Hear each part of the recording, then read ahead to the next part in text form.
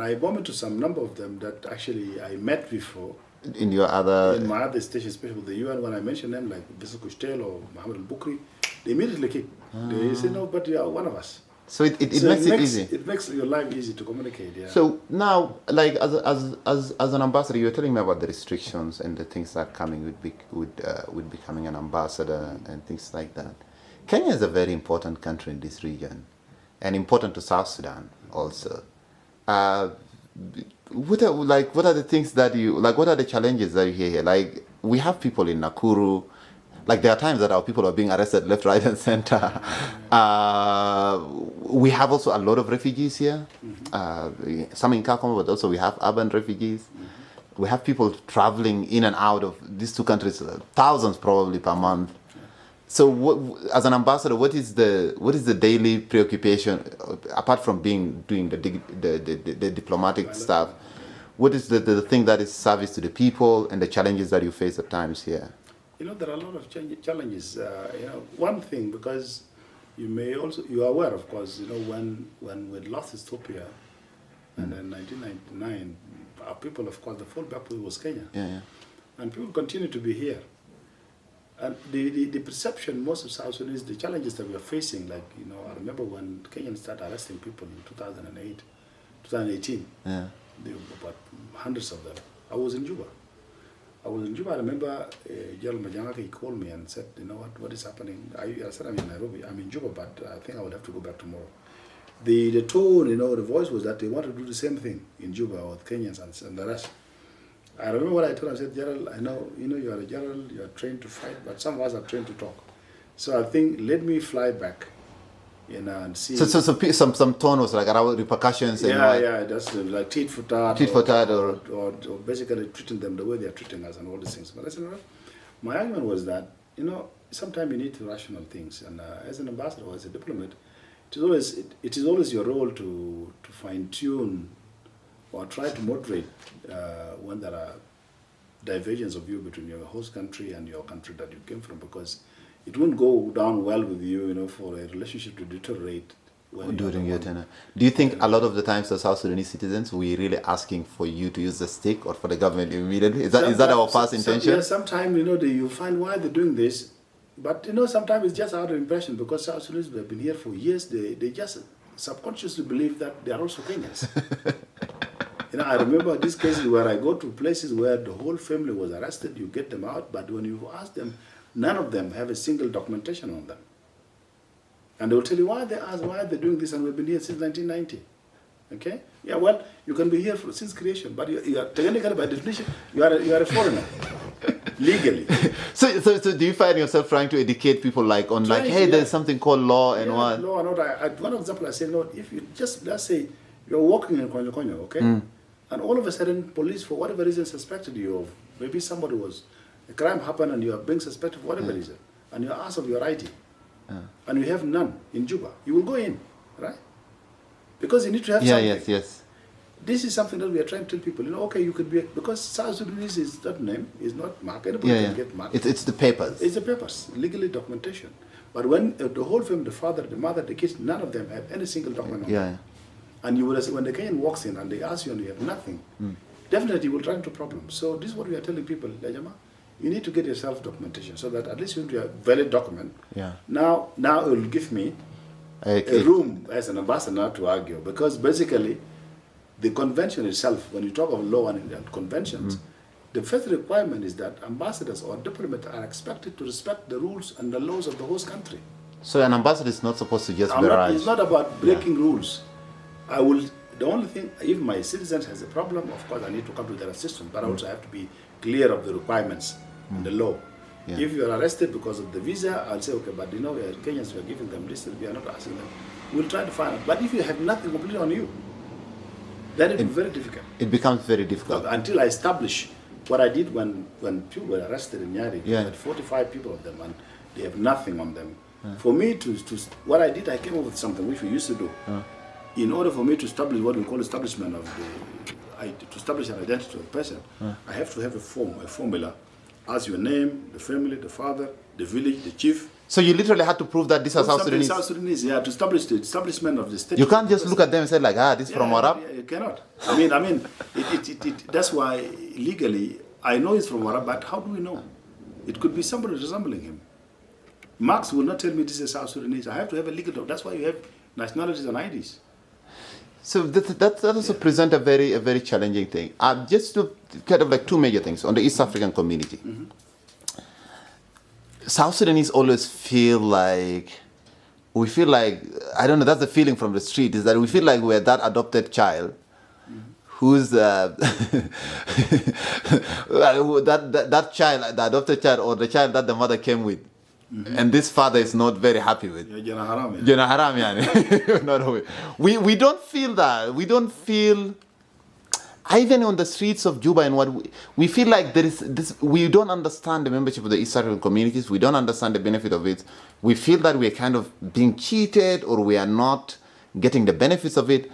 Why is there such sentiments at times? It depends on who you talk to. But I think, is one thing, our people sometimes they assume a lot, that's why you find all of them are politicians, all of them are lawyers, all of them are political scientists. Sometimes it's good to ask if you don't know. Because joining an organization is one thing, and then also it comes with obligations and duties and obligations. I think what is killing our people, including, I always talk to some young men here, I think we need to get out of what I could always say, a refugee mentality. As a country, we are better placed to protect ourselves because you are a country. Yeah. Okay. You don't feel like always, I'm weak, I need somebody to protect me. Because being a country, no matter how small you are, depending on the way you do your things, you can actually punch above your weight. So, East Africans, or being a part of the East African community, there is always give and take. Our people, and that's what they do here in Kenya. When somebody gets hurt, why are you doing this? And Kenyans are taking most of the job in Juba. Kenyans have strategically located, they define their strategies, what they want to do. Like the NGOs, they are managing most of 90%. They are Kenyans. You go to banking sector, yes, they are managing our financial sector. KQ literally is just like a national carrier. Yes.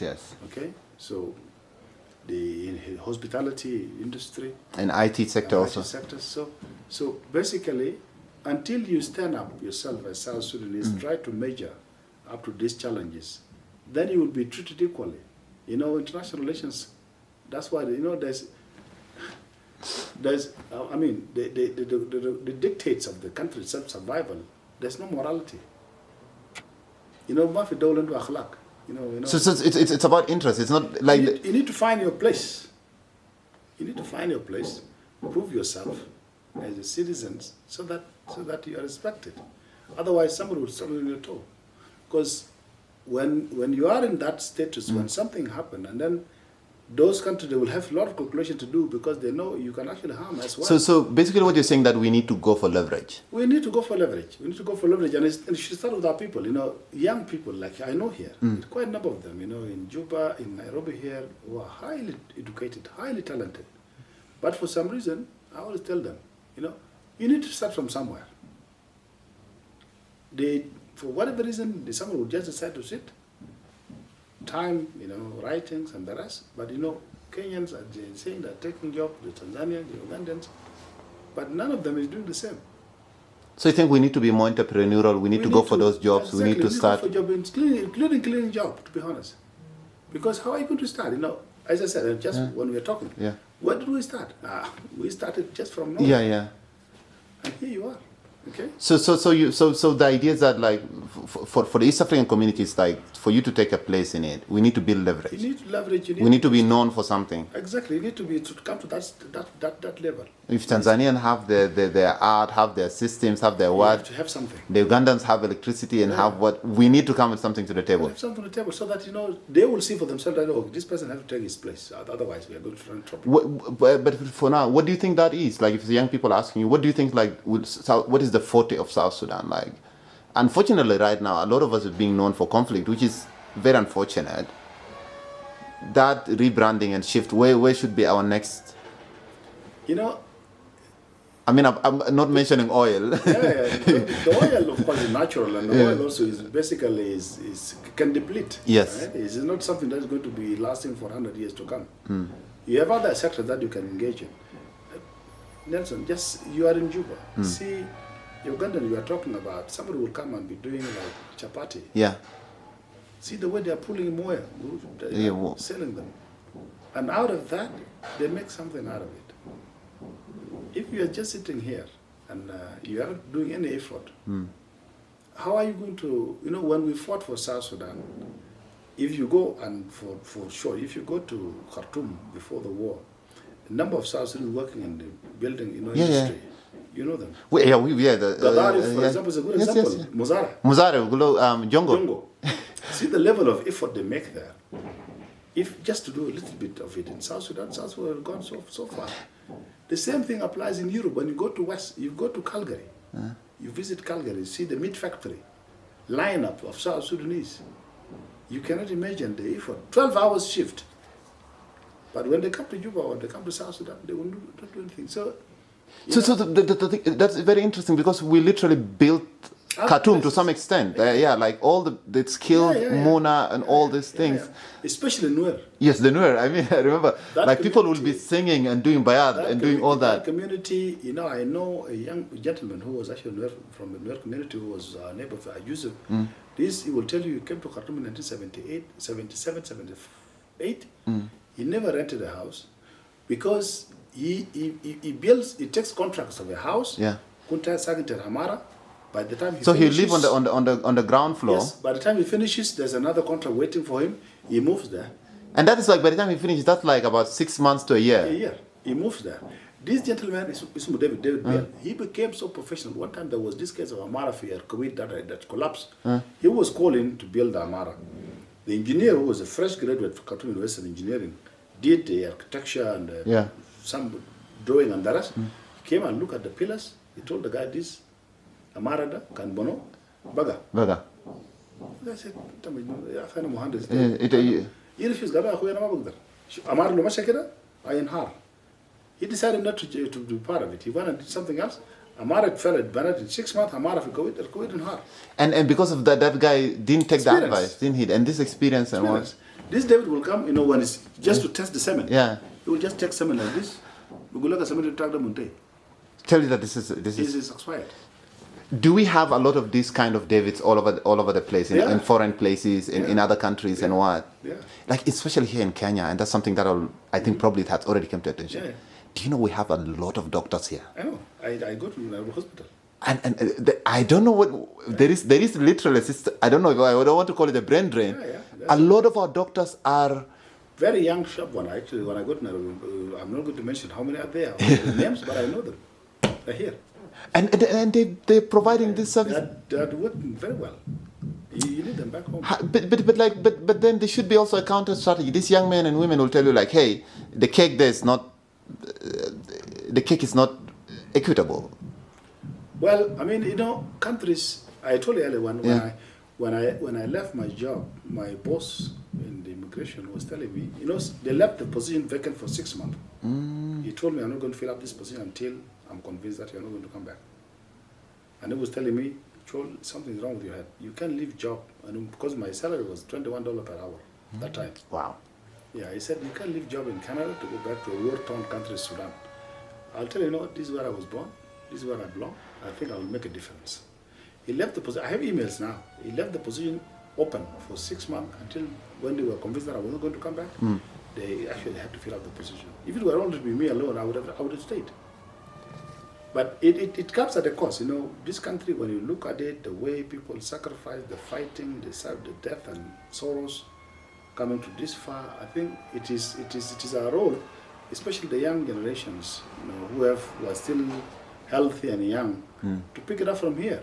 We can do cleaning job in Juba, but it's not going to be cleaning job forever. We are going to improve on those things. It comes time to that. It comes time. Yeah. So if you are waiting until it becomes okay, then who is going to do it?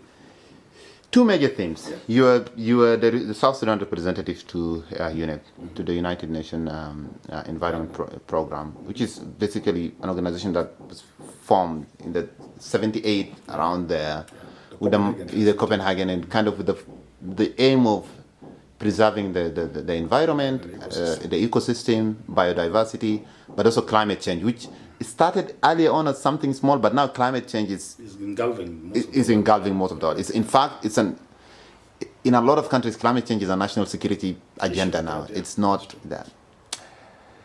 How do you reconcile this position that you have, and especially now your appointment to head the cluster? Or reporter for the group. Mm-hmm. How do you reconcile that with what is happening like in South Sudan, in Roeng, especially in the oil-producing regions, where people are decrying like substantive negligence of kind of like environmental adherence to some of the negligence of the community, or at times in lack of adherence to environmental regulations and standards and stuff like that. Do some of your colleagues come and ask you about that? Do you ask to provide a report, or do you go talk to our country about what is the role of? The UNEP, of course, is actually a member state organization. So basically, it's the UN, which South Sudan is a member. So it also has a UN and it is a UN. It is a UN thing. Member states. South Sudan is a member state, and the member states, I think, the UNEP should work for states, not the reverse. So UNEP should now serve the members. Should serve the members. And it serve the members in a way if you are to have a program that is requiring the assistance, because the know-how and the knowledge is here. This is where actually they can come to your assistance. But they left South Sudan, right? No, they are in South Sudan because the fact that I'm representing, UNEP is there are offices, there are offices. Even the same thing with the UN Habitat. They have offices in Juba. I secured funding from them 2017, which who are now building Gurei, the vocational. It was, I secured this funding from the Japanese. It was $1,050,000 at the time. I even flew with them. They built about 60 houses for veterans in Wow.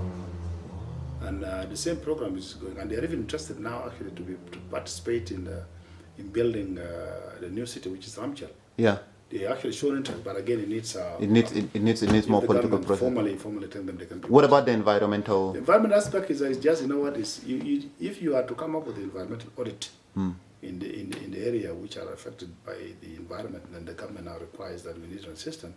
It will be provided. It will be provided. The problem, of course, the oil, the Chinese presence in South Sudan predated our presence as a government. Because Sudan, when South Sudan engaged China in the 90s, when they start coming to oil. But also the Malaysians and they came in around the same time. Around the same time, and again, they are there now when the Chinese presence and the others was actually captured in the CPA in the agreement. There's a paragraph in the wealth sharing. I remember it was clearly stipulating that the agreement concession that were made by Sudan with Chinese should not be renegotiated. So the Chinese and the Malaysian presence, it was not during our time. We inherited them. So it's a marriage of convenience, or it's? Well, I mean, I know when you were signing CPA at the time, you needed political support from big countries. South Sudan, you need not to step into somebody's toes because you needed support of China in the Security Council and the implementation of CPA. So if you were to insist on the Chinese out of there, then you will have a problem with the Chinese at some point. I mean, you can't ignore their presence in the UN Security Council. So ideally, it was something that we inherited from Sudan. But again, it is a national issue. I'm sure if the relevant institution in Juba come up with a program, that they need, because UNEP is here to serve the member states. If there is a clear request, that we have faced some challenges in the oil sector or environmental problems that we require to assistance, the UNEP, for sure, being here, would be able to. But Ambassador, the iRadio articles, all these things doesn't reach your desk, like the activists decrying these, like some of these things on Twitter. I don't take instruction from activists. but you shouldn't take instructions. But do you think what they're saying is valid? Well, at times, it's actually, it's valid in when I read it, because I would assume, as you said, the young people that are writing, gentlemen writing on environment, think Of course, I have no reason to dispute when I'm seeing an article on oil or spillage or environmental problems, because these are always associated with it. It happened in Nigeria. It's happening in so many oil-producing countries, leave alone a country that is coming out of war with a lack of capacity and some civil war conflict which is ongoing in the area. Some were blown up during the conflict, 2013 and the rest. But if, the role of the public, the role of the activists and iRadio and the rest, if they are, of course they should shape public policy. When these things are brought to the public, to the attention of the relevant institution like Ministry of the Environment, which is headed by a good friend of mine, our colleague Africano, and then it is formulated out of policy. Who is also very active on Twitter. In fact, he's actually the right person. He does this area.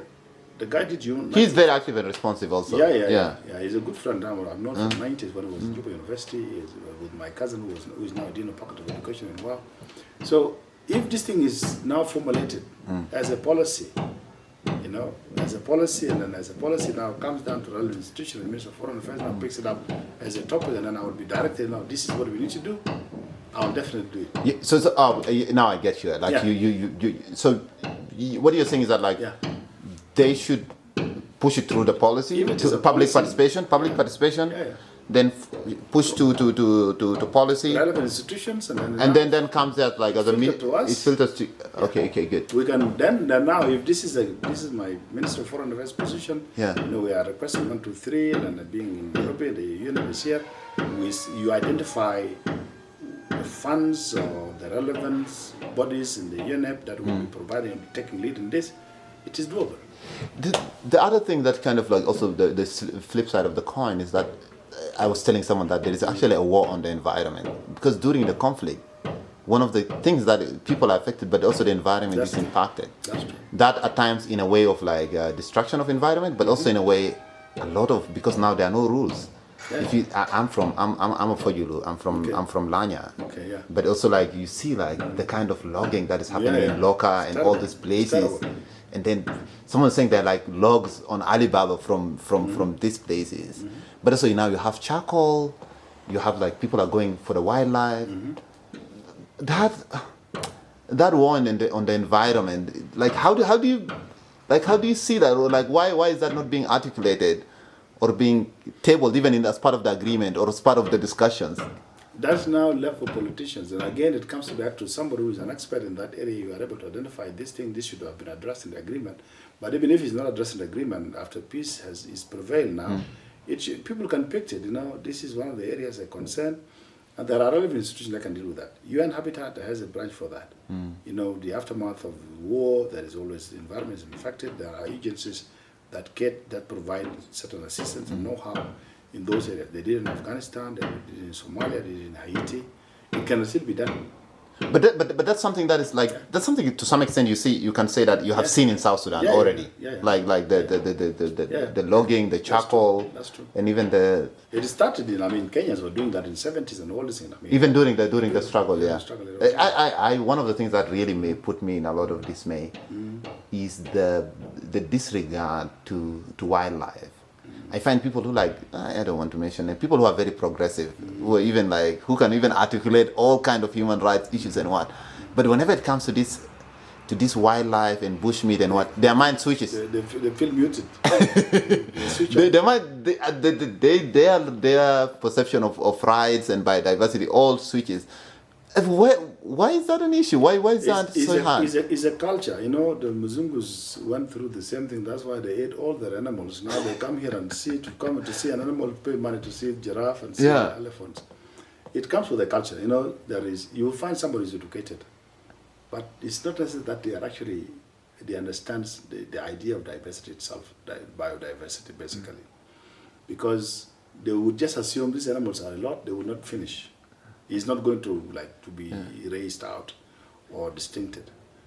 But if you actually walk people through, it comes with education, to be honest. Even Kenyans, the way they value trees and everything, took somebody like the lady, Wangari Maathai, the lady Wangari Maathai, the Nobel laureate. See the fight he's taking in Kenya. And when she was doing it, I think not most Kenyans were sympathetic to her. But now they I think a lot of people thought she was a mad woman. Yeah. So it's the same, basically the same thing. And this is Kenya, very highly educated society. It took them a long time to understand what she was saying. It is the same thing in South Sudan. You know, logging and wildlife, because even when you talk of scarcity of food, it's a place into it. See, we have about the animals and the livestock, cows are more than us in South Sudan, right? Yeah. But you rarely find meat in Juba. It's such a disconnect. Yeah. So the level, fish, the same thing. That's why sometimes we make jokes that it is only South Sudan that where fish die of old age. Because you've seen the recent video of fish in a covo just almost jumping out of the water. Everywhere. So if you are ready to organize, the whole thing is actually come down to stability. If South Sudan becomes stable, political stability, and then there's no all this kind of fighting left and right with arms and confederations and small arms across the villages, it can be managed. Yeah. In a way that you maybe try to introduce even these cows, those who are owning livestock, you would have a lot of settlements where people will be providing those kinds of need that they need, and then get rid of. We are producing oil producing country. We may introduce like idea of having gas from the cow dung. From all this. From all this, and then you cut down the edge for charcoal and the rest. So it's actually really integrated with so many things. So it's really need a multifaceted approach. You can't single it out. You know, we need to solve this thing. I mean, even when some people say, these soldiers are the one cutting them. Okay, these are soldiers. You know what they're getting may not be really necessary for their families. So you'll find an alternative. Somebody's not going to sit to respect the environment, and he's hungry, and he has a Kalashnikov, and antelope is passing by, and you expect them to not to shoot. Yeah, that's like as if you're telling them they should find cake if there is no bread. Yeah, there's the bread. So it's a. I find out like really that this means like we need a bigger engagement in this, to let people understand where they are coming from. I mean, even feeding habits, you will be talking of some communities eating snakes, some don't. It's a culture, it's feeding habits. Even when people eat lamb gaba, like monkeys and the rest, okay, well, you need to provide an alternative generations of food feeding that actually that can substitute what I'm eating. If you don't have cows and goats in my area, and then you're telling me not to eat monkey, and that's what is available, it doesn't sit well. It becomes very problematic. Ambassador, I will want to finish this, but that's something I asked you earlier, and your brother kept popping up throughout when you're narrating your history. He first came into our attention in these discussions when he joined the army while you went to study. But then throughout this, he kept he was in the movement, in the SPLM.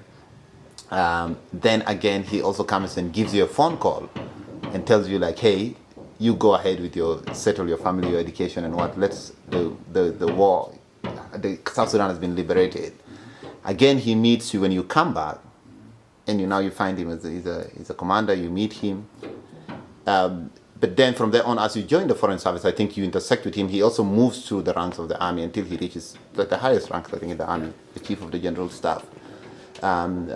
He sadly died in office from illness. What does he represent to you? Like, I probably you haven't met him, you haven't lived with him, but he was always a presence until then. What do you think? Like, what does he represent to you, or this life of service and all that? Like, when you look into his life, what does that reflect in your own life? We had a lot of commonalities with him, and we always share the same thing. When we sit and talk, when we sit together most of the time, he comes here in Nairobi, put up with me. We don't talk politics. What do you talk? Always talks about, what we were talking of, when he retires, he want to leave the army. And I was thinking my father said, because I do want to do farming. He had the same passion also about farming and that. We were thinking, go to the village, we sit there, we have a small tukuls. We were planning of doing like a hadika, name it after our father. Yeah. But one thing with him was that, one thing that we have in common is that, the sense of selflessness and dedication for South Sudan. And this is exactly the last thing he was telling me when he was dying, Tell me, Chol, I know, the families here, you don't have money, I know, because we are not trained. Our life, the father, the type of life he had, and his kids are renting here in Nairobi. He doesn't have a house, okay? Some are with me now, some are in the house that we kept moving from one point to another because, and this guy was a commander, he was leading Division 1 rank, Deputy Thomas Cherillo, GIU. He came in, he was the director in the operation. He became deputy chief for operation. He became deputy chief for admin and finance, and he became chief of staff. But still, his life was normal. So one thing we meet, he will always tell you, one thing that guides us is South Sudan. We got it from our father. He tell us, the cause for South Sudan is bigger than any other cause. So you can basically sacrifice things for the people.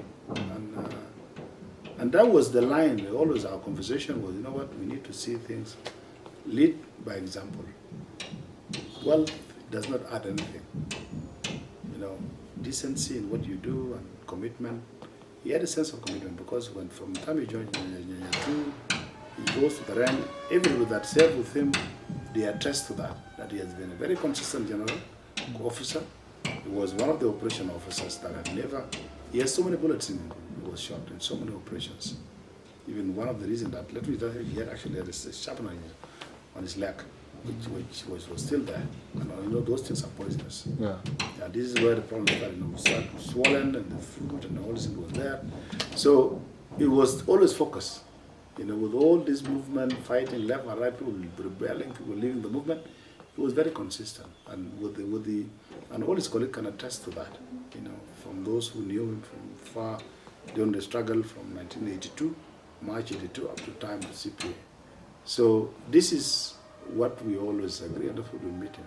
Consistency in principles in what you do. Because ideals, human being, you are who you are. Is this, the values of what being consistent and principled in what you do makes you who you are. So it kind of composes the value for you. Really, thank you so much. And also, one of the things is actually adding to that, one of the things, I actually reached out to you on Twitter 3 days ago. So it's hey, I wanted us to meet and do this. You even didn't ask me what is the form. You're like, yeah, that is possible. Let's meet. And you asked me for my number and you called me back. I'm like, oh, will the ambassador really call? I find that that idea of being approachable and being open to the youth as very important, because I find speaking to the youth, probably the value of speaking to the youth is very high, because right now they're the people who are most engaged in whatever things that we're doing. That's true. And but also a lot of them, just the same time you're spending time with the refugees, in the people that you're with in University of Khartoum and what, a lot of them are now Maulanas and all the so many of the people that we're talking to now, they're watching these videos probably 10, 15 years, they might also become the Stephen Wondus and all the people of this. And I think it's also very integral to create that link. And in these interviews, what I try to do, I actually want to trace someone's life, because that's important. Yes, it is. It kind of provides, especially through your life. Yeah, it provides contact, but also provides several parallels. Yeah, that's true. In your life, I can see you almost getting commandments. You're one, go to school, then the other one continue further. That's true. And then another commandment to come home. So it's, as you're saying, your wife's thing, it's almost biblical in some extent. I think that provides people like us more opportunity to navigate life also. Yeah. So I want to thank you for that. I want to thank you for the time. This will be on YouTube. I'll share with you the link. Thank you. So the way it works, it will not be a full thing. So of course you have to work. So it's too long too. Yeah. No, I actually want the whole of it, but I will have to put it into thematic things. So one theme could be how I started my education and stuff like that. And each of this, it will be a series of videos. It will be a lot, but also there are people who are very keen on this thing and probably have never seen that side of you. Yeah. Thank you so much. Shukran, Khalis.